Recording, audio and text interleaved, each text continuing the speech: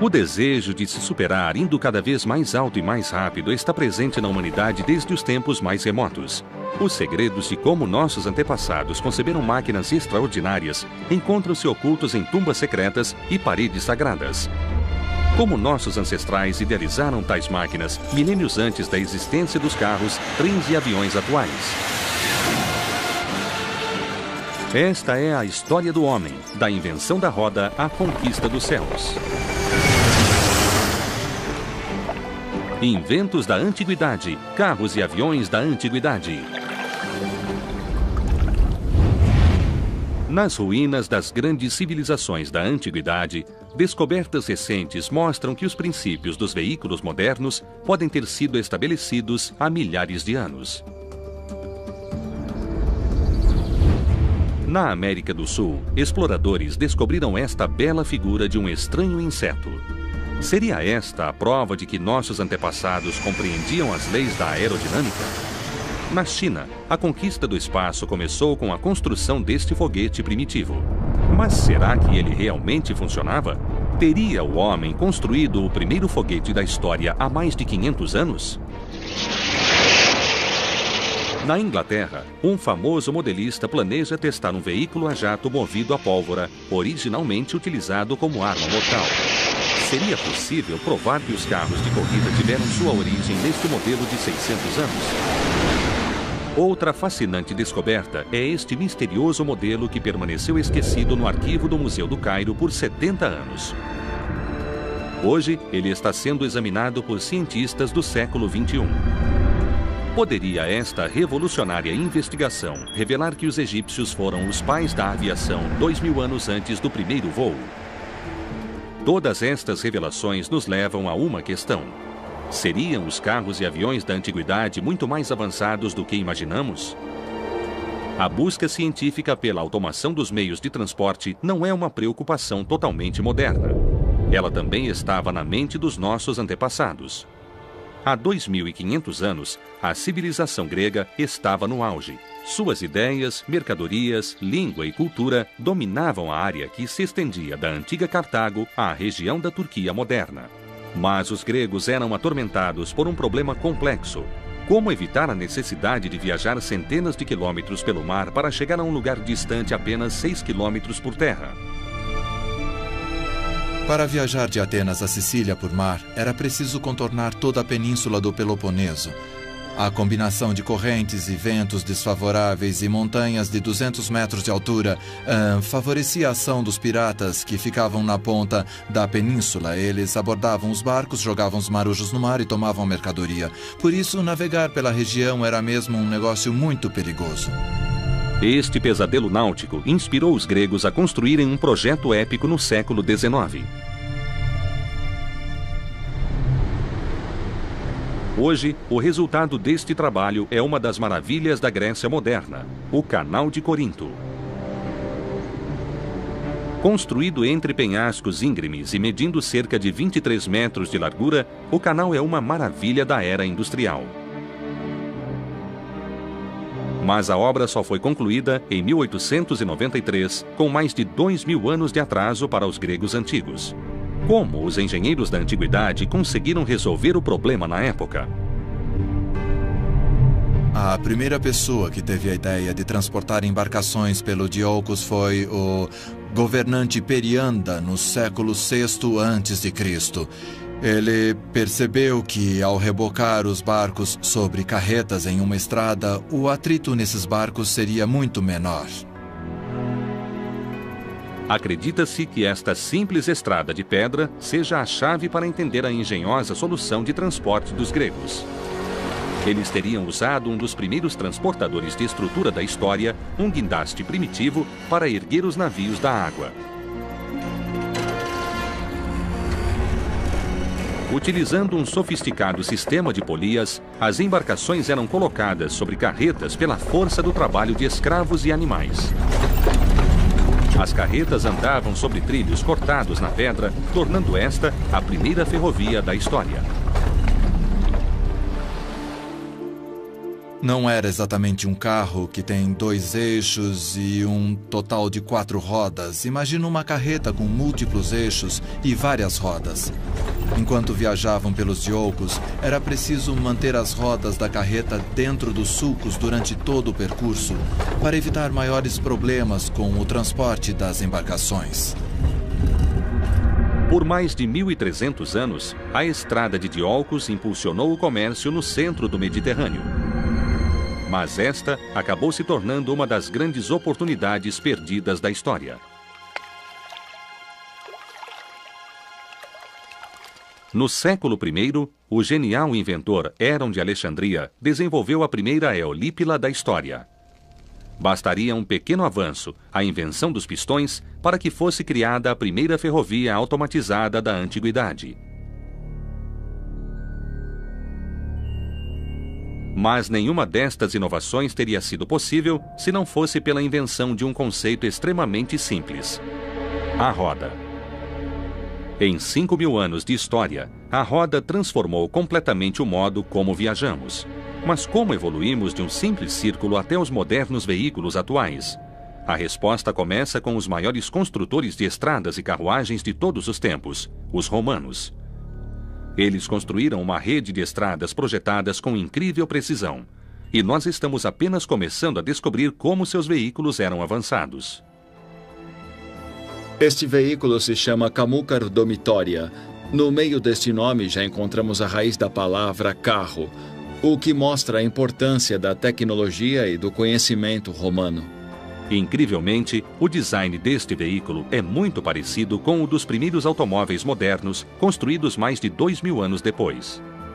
A distância entre os eixos é estabelecida pelas marcas encontradas nas estradas romanas. Assim, temos uma ideia da largura destes carros na época. Há 2.000 anos, as carruagens romanas enfrentavam um terreno acidentado que danificaria qualquer carro de madeira. Como estes carros resistiam ao desgaste físico? Incrivelmente, os romanos desenvolveram uma versão primitiva de um acessório automotivo comum, o sistema de suspensão. Como um carro moderno, este antigo veículo tem um sistema de suspensão. A cadeira do cocheiro balança sobre estas tiras de couro, que são presas de um lado por anéis de metal, e do outro por este elemento decorativo e funcional que exibe a imagem da deusa da vitória. Graças à tecnologia, o carro deixou de ser apenas um meio de transporte para se tornar parte integral da vida romana. Como ocorre hoje, o homem antigo era definido por seu automóvel. Mas estamos apenas começando a entender a importância dos carros na vida de nossos antepassados. Em Évros, no norte da Grécia, arqueólogos encontraram uma série de artefatos valiosos. Liderada pelo professor Triantáfilos, a equipe tenta descobrir os segredos dos antigos construtores de carruagens que permanecem escondidos sob este cemitério romano. Analisando as rodas das carruagens desenterradas no sítio arqueológico, percebemos que seu formato sugere um grande avanço tecnológico. Pelos nossos estudos, chegamos à conclusão de que este design foi utilizado nas vilas da região até a década de 60.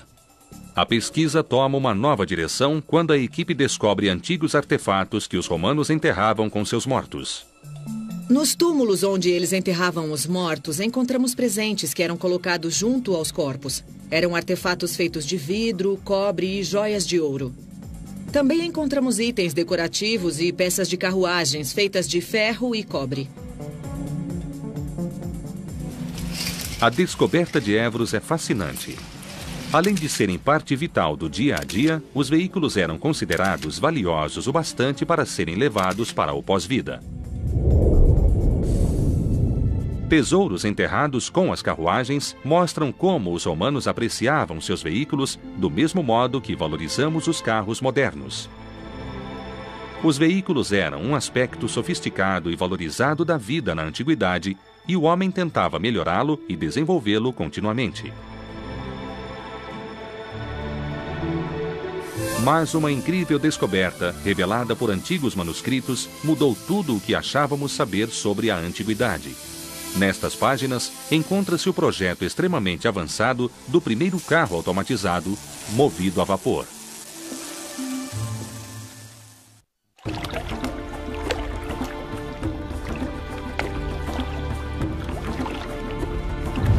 Os carros de corrida do século XXI usam a mais avançada tecnologia e chegam a alcançar mais de 320 km por hora. Mas poucos sabem que estes carros de corrida milionários nunca teriam existido sem o conhecimento tecnológico dos primeiros construtores de carros. No século XV, na Itália, o médico Giovanni Fontana desenvolveu um veículo para doentes e deficientes físicos que mudaria a história. Ele compilou um manuscrito chamado de Rebus Piracis, quando trabalhava como médico. Os rascunhos descreviam o projeto de um estranho carro para locomoção de deficientes físicos, uma espécie de cadeira de rodas. A pessoa puxava uma corda que movimentava as polias, fazendo girar as rodas do veículo. Usando os desenhos originais de Fontana, podemos montar a máquina que permitiu ao homem se motorizar pela primeira vez.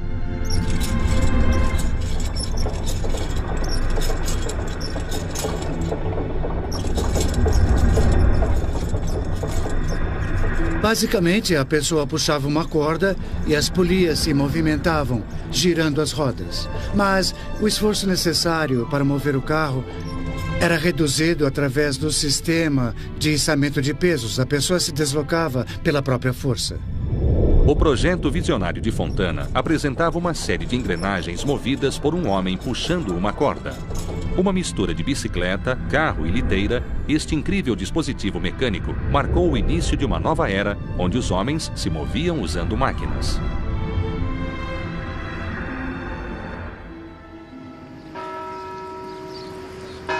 Cientista, inventor, artista e engenheiro, Leonardo da Vinci foi um dos homens mais brilhantes da história. Em seu caderno de rascunhos, esconde-se o projeto de uma máquina extraordinária que teria causado grande destruição nos campos de batalha. Uma das invenções mais fascinantes de Leonardo é o tanque. Ele consiste de uma cobertura cônica com um visor na parte de cima. Era feito de tábuas pesadas e tinha uma série de armas que podiam ser disparadas em todas as direções. Dentro havia 2 cames, que eram girados para operar as rodas. Segundo o projeto, a máquina dispararia todas as armas ao mesmo tempo, ensurdecendo o condutor, assustando o inimigo e causando grande destruição. Historiadores contemporâneos desconhecem as especificações exatas das armas, mas é possível estimar com base em outras armas da época que cada canhão dispararia balas de 136 quilos no inimigo. Apesar de não existir indícios de que seu projeto tenha saído do papel, Leonardo criou esta incrível máquina 400 anos antes dos tanques terem sido usados inicialmente durante a Primeira Guerra Mundial. Outra criação de Leonardo é ainda mais fascinante: um veículo movido a molas, totalmente automatizado. Leonardo queria entender como um veículo com rodas poderia se locomover pela própria força motriz, sem o trabalho humano. Existe o famoso projeto de um carro movido a molas. O pioneiro projeto do carro de Leonardo combinava robótica primitiva e mecânica avançada. 5 séculos depois, uma reconstrução feita por engenheiros modernos revelam como o carro teria funcionado. O projeto de Leonardo tinha molas propulsoras que precisavam ser reguladas para não se expandirem rápido demais ou irregularmente, controlando o movimento. A máquina funcionava como um carro, era só apertar o acelerador e ela se movia. O carro de Leonardo andava movido a molas que armazenavam e transmitiam energia para as rodas através de um complexo sistema de engrenagens. As engrenagens se conectavam a um regulador. Este sistema fazia o carro se mover a uma velocidade constante, em vez de rápido no começo e devagar após as molas perderem a força. Assim como os carros atuais são movidos a gasolina, o automóvel de Leonardo era movido pela força de uma mola resistente. Usando o mecanismo de relógios, ele desenvolveu o primeiro carro autopropelido. Era uma viagem curta, pois uma mola mesmo quando bem regulada, acaba perdendo a força, mas um automóvel moderno, quando não abastecido, também acaba parando. Analisando Leonardo, percebemos que, apesar de um homem de sua época, ele já compreendia o funcionamento de máquinas automatizadas que só surgiriam após a Revolução Industrial. O carro de Leonardo extrapolou os limites da tecnologia dos meios de transporte e serviu de base para a existência dos carros e trens atuais. O próximo capítulo na história da evolução automobilística foi escrito por um homem extraordinário em condições muito especiais. Na longínqua China, o padre belga Ferdinand Verbis era perseguido pelo imperador por razões religiosas. Mas, da adversidade, surgiria uma grande ideia. Antigos manuscritos revelam os rascunhos do primeiro carro a vapor totalmente automatizado da história. O projeto pioneiro de Verbis usava um caldeirão de água fervente aquecido por uma fornalha. Utilizando energia a vapor, ele antecipou a era industrial, extrapolando os limites da tecnologia dos meios de transporte. Na época, a única força disponível era aquela gerada pelo trabalho de homens e cavalos. Este foi um grande avanço no desenvolvimento de veículos autopropelidos. Reconhecendo a genialidade do invento de Verbis, o imperador o perdoou. Devido a seu grande conhecimento em matemática, astronomia e ciência, ele foi perdoado pelo imperador, chegando a se tornar chefe do Conselho Imperial de Matemática. Este simples invento serviu de base para a tecnologia que viria a mover navios, trens e carros no mundo moderno. O modelista Richard Windley irá testar o carro a vapor de Verbis pela primeira vez na história. A caldeira contém água, que é fervida pela fornalha embaixo. Quando a pressão sobe, um jato de vapor é lançado pelo bocal que move o rotor em forma de hélice. Temos uma redução de engrenagens em torno de 100 para 1, o que significa que para cada 100 rotações da hélice, temos uma rotação do eixo. Precisaremos de uma redução maior por causa do peso da máquina. Não sabemos se isso vai funcionar. Teoricamente, deveria dar certo. Tudo depende da quantidade de pressão dentro do compartimento. Apesar de o primeiro automóvel moderno ter sido inventado cerca de 400 anos depois, os princípios fundamentais do carro de Verbis são basicamente os mesmos de um carro atual. Uma destas semelhanças é a turbina. A água fervente faz aumentar a pressão girando a pequena turbina. O impulso será transmitido ao eixo através da caixa de redução e esperamos que o carro comece a se mover. A turbina foi inventada antes do pistão, mas sua ineficiência atrasou seu desenvolvimento. É interessante pensar que 200 anos depois a turbina seria muito utilizada nos motores a jato atuais e para gerar eletricidade.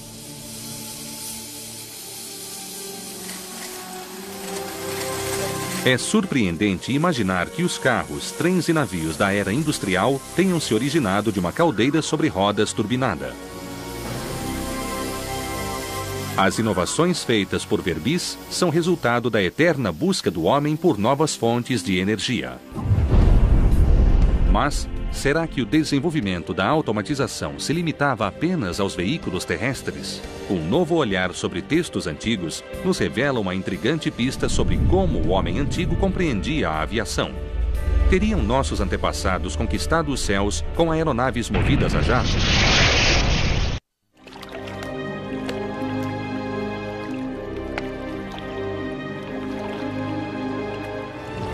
Durante séculos, o vento conduziu enormes embarcações pelos mares da antiguidade. Ao observar a força dos ventos, o homem idealizou uma máquina extraordinária, o carro à vela. O homem observou como os barcos eram movidos rapidamente pela força eólica e imaginou que o vento também poderia mover um veículo de 4 rodas pela terra. Com base em visionários rascunhos chineses, o inventor holandês Simon Stevin criou uma carruagem mecânica movida pela força do vento. Segundo a lenda, ela corria como um furacão. O carro à vela de Stevin era uma espécie de barco sobre rodas. Alguns dizem que ele fazia de 50 a 60 km por hora, o que não era impossível, mas era preciso ter uma superfície extremamente plana para que o carro andasse. Atualmente, a instabilidade dos ventos e más condições das estradas restringem o uso do invento de Stevin às competições de windcar.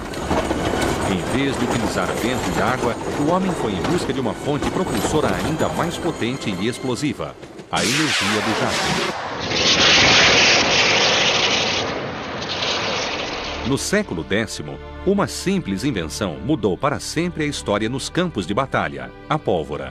Mas poucos sabem que esta mistura volátil também revolucionou o modo como viajamos. Da pólvora veio a tecnologia de foguetes. Textos antigos relatam um audacioso experimento conduzido pelo oficial chinês Wan Hu utilizando um veículo movido a jato. Os foguetes são impulsionados através de uma explosão controlada ou queima, que lança uma massa de gás em uma determinada direção, impelindo o foguete na direção contrária. Sonhando alcançar as estrelas, Wan Hu amarrou 47 foguetes a uma cadeira e ordenou que seus assistentes acendessem cada um deles. Mas o experimento não deu certo e Wan Hu morreu queimado pela explosão. Esta história nos traz uma questão intrigante. Teria Wan Hu compreendido o funcionamento dos foguetes 500 anos antes do primeiro voo tripulado da NASA?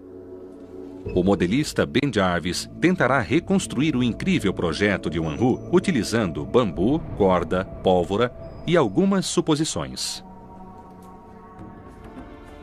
O bambu é um material muito resistente e pode suportar uma grande quantidade de pressão sem estourar, como os tubos de fibra de carbono utilizados nos foguetes atuais.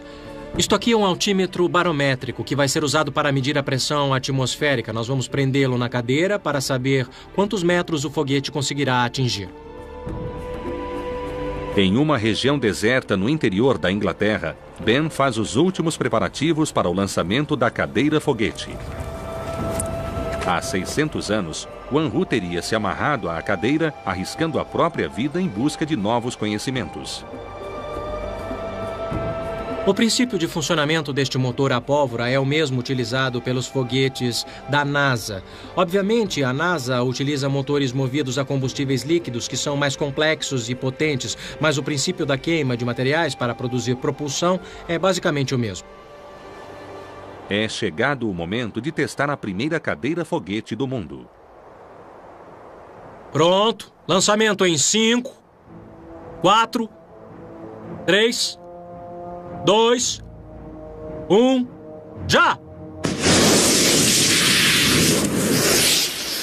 Aconteceu exatamente o que havíamos previsto. Eu acho que, se a cobertura no topo fosse um pouco maior, a cadeira teria planado melhor, mas parece que ele sobreviveu. Wan Hu teria saído com vida, mas talvez ficasse um pouco abalado. Eu acho que nós conseguimos provar que o projeto original de Wan Hu tinha algumas falhas. Desta vez, nós vamos utilizar nossos conhecimentos de aerodinâmica e um pouco de tecnologia moderna para fazer com que Wan Hu voe de verdade, de uma maneira menos turbulenta. Ben faz uma alteração crucial no modelo. Ele posiciona os foguetes debaixo da cadeira como em uma espaçonave moderna. Lançamento em 5, 4, 3, 2, 1, fogo!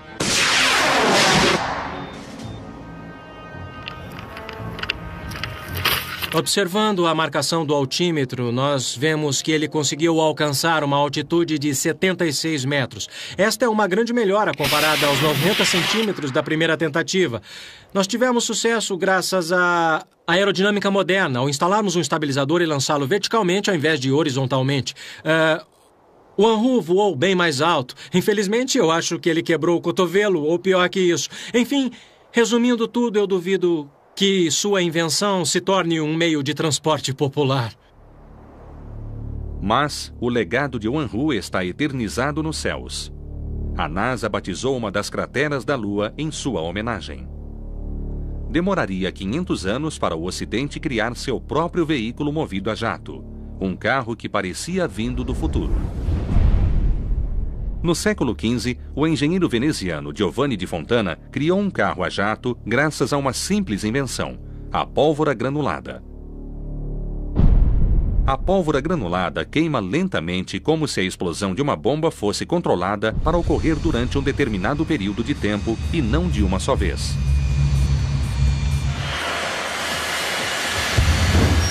Em Santa Pod, na Inglaterra, estes carros de corrida turbinados chegam a alcançar 480 km por hora. Eles se utilizam da tecnologia explosiva desenvolvida por Giovanni há 600 anos.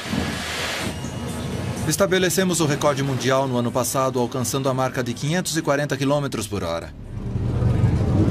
O problema dos veículos movidos a propulsão é que eles não são impelidos pelas rodas. Dependemos do ar para mover a massa. Após ser impulsionado, o carro começa a acelerar. O ar é sugado pela frente e lançado dentro do compressor, injetando combustível na câmara de combustão. A explosão faz o ar se expandir e ser lançado como um jato pelo exaustor. Mas o carro a jato de Fontana nunca saiu do papel. O modelista Richard Wingley será o primeiro a testá-lo. Este é basicamente um veículo com rodas. Era chamado de tartaruga voadora, o que nos dá uma ideia do tamanho. Ele é movido por um foguete de pólvora. A pólvora é colocada em um tubo sob alta pressão até ficar quase sólida. Isso diminui a velocidade da queima para que a explosão não ocorra de uma só vez. Como o modelo nunca foi testado, tudo pode acontecer. Ele pode girar, capotar ou explodir. Será um experimento interessante. Este é o momento decisivo para o carro a jato de Fontana.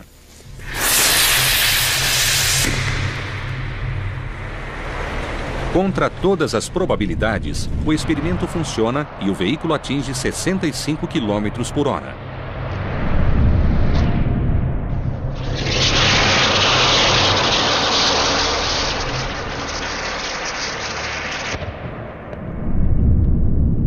O teste de Richard prova que um desconhecido inventor italiano é o pai dos carros de corrida modernos. Foi um ótimo resultado. Ele percorreu 36 metros. Foi muito bom. Mas este não é um invento inofensivo, e sim uma arma de guerra de 600 anos. Estes dispositivos carregavam explosivos, eram lançados em chamas em direção ao inimigo. Se fossem utilizados em massa, teriam um efeito devastador.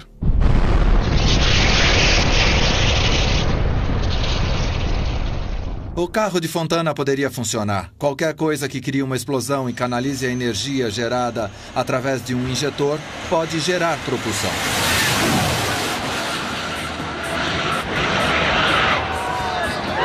São 423 km por hora. O homem mostrou estar sempre extrapolando os limites da imaginação. De trens e tanques a foguetes, resta apenas um desafio a ser conquistado: a aviação.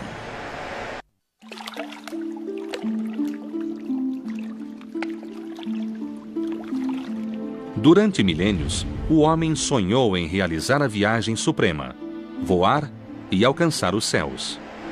Antigos pioneiros da China e da Europa renascentista desenvolveram incríveis máquinas voadoras. Mas o sonho da aviação só se realizaria em 1903 com o voo dos irmãos Wright. Mas novos estudos podem mudar tudo o que sabemos sobre a história da aviação.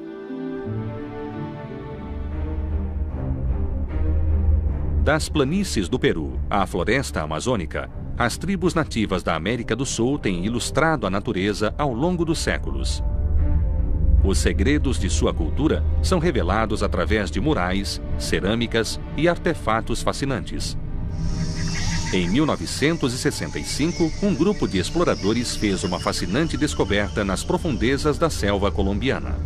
Eram belos broches de ouro e cobre feitos há quase 1000 anos pelo povo da tribo Quimbaya. À primeira vista, eles parecem pequenos insetos alados. Mas uma análise detalhada revela algo incomum nestes objetos. Suas características não são encontradas em nenhum animal terrestre.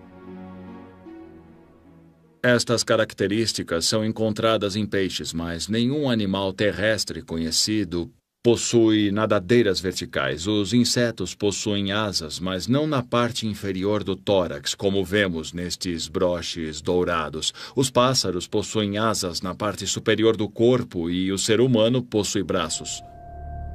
Uma investigação minuciosa revela outros mistérios no desenho do broche. Enquanto os insetos possuem asas na parte superior do corpo, as asas do broche estão localizadas na parte inferior, uma característica encontrada nos aviões a jato atuais. E isso não é tudo. Como os aviões a jato, estes broches possuem asas triangulares, um leme e o mais incrível, ailerons. Todas estas características são encontradas em aeronaves modernas como o ônibus espacial. O modelo dourado propõe um fascinante mistério. Seria este o modelo de uma aeronave antiga? Teriam os antigos Quimbayans descoberto a aviação mais de 1000 anos antes do primeiro voo da história? Peter Belting é um especialista em aerodinâmica com experiência em projetar jatos para o exército alemão. Por mais de uma década, ele tem estudado os enigmas que cercam o inseto dourado do povo Quimbaya. Ao construir um modelo 16 vezes maior, ele planeja descobrir se este incrível broche seria apenas um inseto ou uma aeronave supersônica. Normalmente descobrimos o que precisa ser ajustado durante o voo. O centro de gravidade, o formato do leme, entre outras coisas. Mas após fazer isso por 40 anos, você sabe se um modelo irá voar ou não.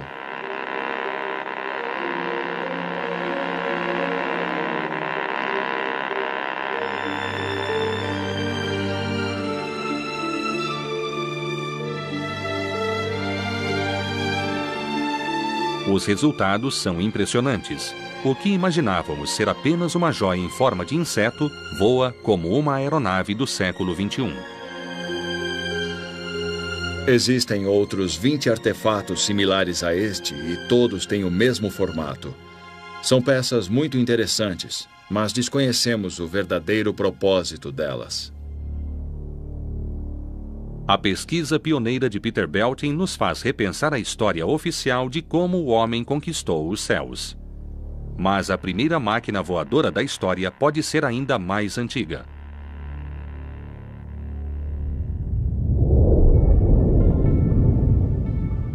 No Templo de Osíris, no Egito, uma fascinante e assustadora descoberta tem causado grande controvérsia no mundo científico. Dentro do templo, as paredes estão cobertas de hieróglifos de mais de 2000 anos. Esculpidas com incrível precisão, estas imagens registram os segredos de como gerações de faraós viveram e morreram.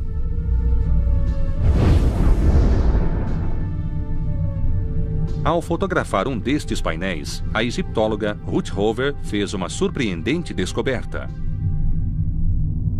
Havia uma pilha de pedras no meu pé que parecia ter desmoronado. Foi então que vi uma série de figuras gravadas nas paredes do templo mais antigo do Rio Nilo. Acredito que estas imagens retratam máquinas antigas. Seu design lembra bem o formato de veículos modernos. Embaixo vemos a representação de uma espécie de aeronave com um leme bem definido. Na parte de cima, vemos uma figura muito parecida com um helicóptero moderno. À direita, temos uma embarcação aerodinâmica que lembra o desenho de um submarino. Estas imagens têm provocado uma acalorada discussão entre egiptólogos e pesquisadores. Um debate que desafia tudo o que imaginávamos saber sobre os antigos egípcios. Existe algo misterioso e inexplicável neste lugar. Algumas teorias afirmam que seres vieram do espaço para ensinar os egípcios antigos. Também dizem que estas figuras retratam um helicóptero moderno. Estaríamos apenas projetando nestes símbolos imagens familiares à nossa civilização? Eu observo o incomum. Coisas que as pessoas não estão acostumadas a ver, pois não podem compreendê-las. Isso é muito emocionante. Mas isso não é tudo. Juntando outras pistas encontradas nas paredes desta tumba, a doutora Ruth Hover acredita ter decifrado um código contendo uma mensagem deixada há mais de 2.000 anos. Uma mensagem que os egípcios planejaram manter escondida até que nossa sociedade estivesse pronta para compreendê-la. No canto desta incrível imagem há uma série de símbolos que representam o número 9. Todos os números resultam em 9, que é o número do planeta Marte. Teríamos vindo de Marte? Seria Marte um local de parada? Ou seria isto um símbolo de que algum dia conseguiríamos chegar em Marte? Ainda estamos decifrando os mistérios do Egito. É muito emocionante. Mas o mistério da aviação egípcia não para por aqui.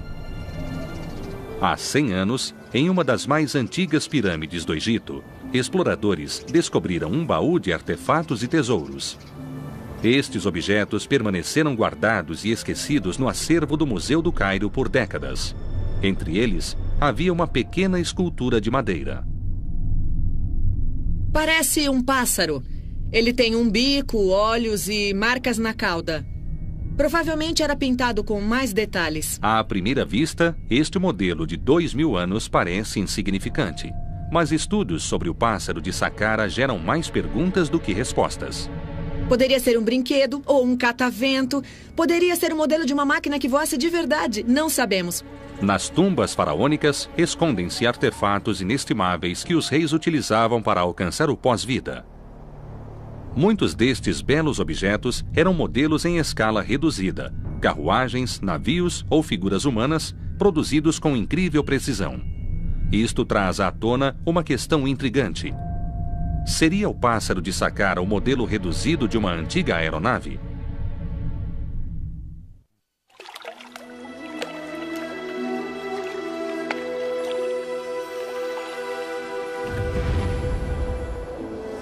Sob as areias escaldantes da planície de Gizé, encontram-se os segredos da maior civilização da antiguidade, os egípcios. A complexidade e ambição de seus projetos intrigam até mesmo os maiores cientistas da atualidade. Encontrada em uma escavação ao redor da pirâmide mais antiga do Egito, esta simples escultura, conhecida como Pássaro de Saqqara, pode nos ajudar a revelar um incrível enigma. O pássaro surpreende por sua precisão aerodinâmica. Os formatos da asa e da fuselagem apresentam características encontradas em aeronaves modernas. Teriam os antigos egípcios descoberto a aviação há mais de 2.000 anos? O homem sempre observou os pássaros e desejou voar. E, para os egípcios, a capacidade de voar era uma característica divina. Através do voo, os egípcios poderiam transcender a vida na Terra, transformando-se em deuses. Simon Sanderson é um especialista em aerodinâmica fascinado pelo pássaro de Saqqara. Ele planeja usar tecnologia moderna para descobrir se os antigos egípcios desenvolveram um modelo para uma máquina voadora em tamanho real. Simon conduzirá o teste definitivo utilizando tecnologia de ponta desenvolvida pela Universidade de Liverpool. O topo da asa é encurvado tanto no bordo de ataque como no bordo de fuga, diferente das asas de aeronaves modernas, mas ainda apresenta uma certa característica aerodinâmica. Muitas teorias tentaram explicar o pássaro de Saqqara. Agora, a ciência moderna irá desvendar o mistério de uma vez por todas. O pássaro de Saqqara tem provocado uma fascinante discussão sobre a possibilidade de os egípcios saberem voar. Após uma cuidadosa análise 3D, Simon e sua equipe começam a construir um modelo do pássaro de Saqqara. Vamos fazer um modelo do pássaro de Saqqara 5 vezes maior do que o original. O original era muito pequeno. O pássaro de Saqqara é definitivamente o primeiro passo do homem rumo ao conhecimento da aerodinâmica.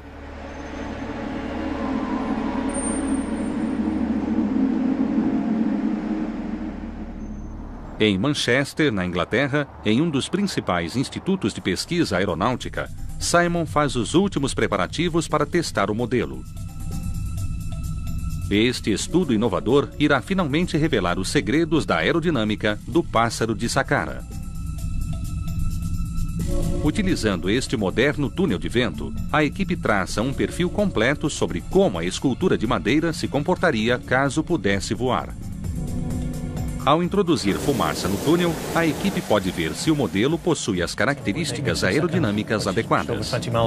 Estamos testando o planador sob uma velocidade constante, aumentando lentamente o ângulo de ataque e medindo as forças geradas por ele. Assim, podemos entender melhor suas características de voo. Os resultados são promissores. Talvez o modelo em tamanho real do pássaro de Saqqara tivesse voado. A 10 graus, estamos produzindo alguns newtons de sustentação. 10 graus, 4 newtons e meio. Estamos produzindo 4 vezes o peso e a força de sustentação do planador. Ele estaria voando agora. Isso Sim. é ótimo. Estamos próximos de construir um planador egípcio que poderia voar de verdade. As descobertas de Simon sugerem que há mais de 2.000 anos o pássaro de Saqqara poderia ter sobrevoado o deserto do Egito. Mas resta testar uma característica essencial: a estabilidade. Apenas uma pergunta permanece sem resposta. Como será a estabilidade do pássaro de Saqqara? Para desvendar este novo desafio, Simon leva o modelo para a Universidade de Liverpool, onde ele deve encarar os mesmos testes de um caça moderno. Utilizando os dados obtidos no túnel de vento, o pássaro de Saqqara irá passar pela mais rigorosa análise científica proporcionada pela tecnologia do século XXI. Se o modelo não passar no teste, a teoria de que os egípcios foram os primeiros a conquistar os céus cairá por terra. Prontos? Vamos ao teste. As habilidades do experiente piloto Simon Sanderson serão testadas ao limite enquanto ele tentará sobrevoar uma paisagem em 3D da antiga planície de Gizé. Mas logo no início do teste, o modelo começa a girar descontroladamente. Simon Sanderson fica sem ação, enquanto o pássaro de Saqqara perde altitude e cai como uma pedra. Ele está caindo. O simulador mostra que o pássaro de Saqqara é extremamente instável. Colidiu nas pirâmides. O teste não deu certo. O fato de não termos um estabilizador neste planador nos impede de controlar a arfada. Ele mergulha, se descontrola e cai em espiral até o chão. Esta importante característica mostra que o pássaro de Saqqara deixava a desejar em estabilidade. Quando uma aeronave está em pleno voo e é perturbada pelo vento e precisa ser controlada, é preciso um estabilizador para controlá-la. Se você subir o nariz do avião e não houver nada para baixá-lo, ele continuará subindo até estolar. É muito difícil fazer uma aeronave voar sem um estabilizador. Mas, e se o pássaro de Saqqara tivesse um estabilizador na época em que foi construído? Na traseira da escultura, percebemos que falta um segmento exatamente no local onde o estabilizador ficaria. De volta ao túnel de vento, Simon e sua equipe fazem ajustes essenciais no modelo. Com um estabilizador adicionado, o pássaro de Saqqara fornece um novo conjunto de dados aerodinâmicos. Mas não sabemos se as modificações serão suficientes para impedir que o pássaro de Saqqara caia no deserto novamente. Colocando os novos dados no simulador de voo, Simon fará o teste final com o pássaro de Saqqara. Os últimos minutos determinarão se a missão será um sucesso ou um fracasso.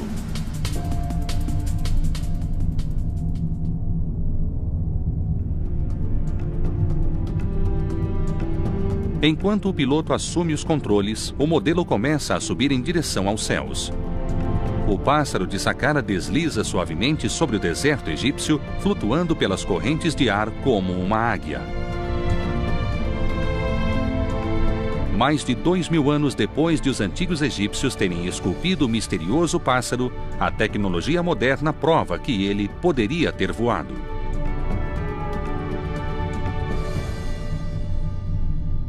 É incrível, mas os egípcios tinham conhecimentos avançados em tantas áreas. Por que não compreenderiam a aerodinâmica também? Mas uma questão permanece sem resposta. Teriam os egípcios criado este brilhante projeto intuitivamente, sem nunca ter percebido suas propriedades aerodinâmicas? Se os antigos egípcios segurassem este modelo no ar durante uma ventania, o que seria equivalente ao túnel de vento moderno, perceberiam que ele tinha força de sustentação e tentariam entender o porquê disso. Eles provavelmente não idealizariam o conceito moderno de força de sustentação, mas teriam entendido algo sobre as propriedades da asa. As novas descobertas sobre os segredos da antiguidade transformaram para sempre nosso conhecimento sobre a origem dos aviões, trens e automóveis. Seria o homem moderno o único a extrapolar os limites da engenharia? Ou estaríamos apenas reinventando o trabalho de nossos ancestrais? Se nós somos apenas a ponta do iceberg da engenhosidade humana, que novos inventos permanecem escondidos, prontos para reescrever os livros de história?